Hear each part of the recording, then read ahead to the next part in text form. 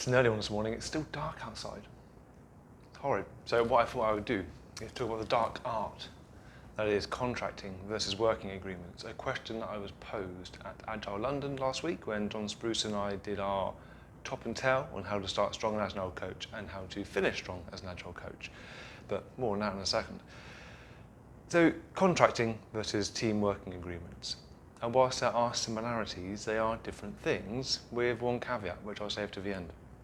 A coaching contract is something which you and the team, or you and an individual, agree and outline together. So that's the coach explaining how they work, their style, how coaching works, what coaching is, what coaching isn't, perhaps a bit of an insight into mentoring or facilitation to explain it's not that. Perhaps in a team environment, you co-create that contract with the team as a whole. You're not contracting with the individuals in a team coaching engagement, a la Agile coaching or Scrum Mastering. You're contracting with the team. And this is about making sure that you understand how they would like to work and they understand how you would like to work and what the grounds are for divorce should things not go according to plan. So this is a contract. Because coaching engagements are usually on a more short-term basis, this is something which will be temporary. It won't last forever. However, a team working agreement is a longer-term agreement. This is an agreement that is between the team.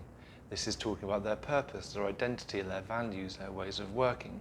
It's going to look at perhaps people not liking smelly food in the office, and they're not going to bring in smelly food because that's what we agree in our team charter. And those team charters are fantastic. In teams I have found that make strong team charters reach higher levels of performance much, much more quickly. And that can even include things about how they learn, who they're going to learn from, how will they learn from each other.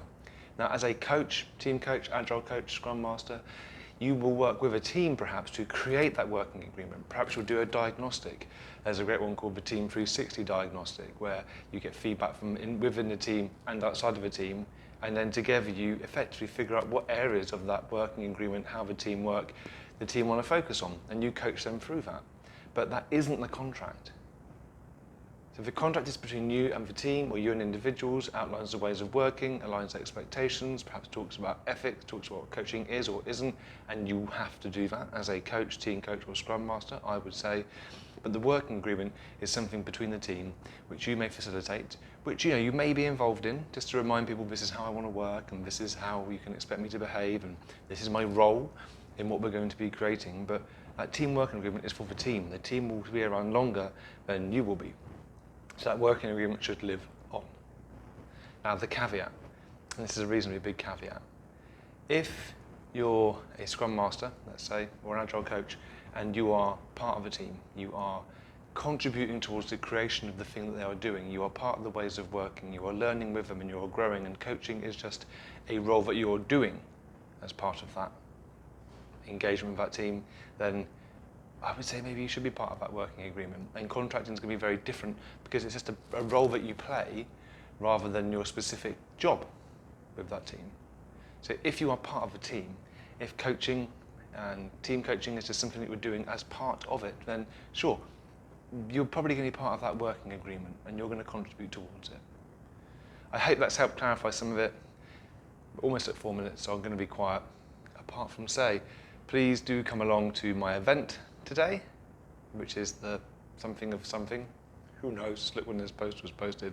We're talking about how to start strong as an Agile coach, and the tips we provide really aren't just for Agile coaches, they're for Scrum Masters, coaches or team coaches too. So I look forward to seeing some of you there and for some difficult questions. Take it easy.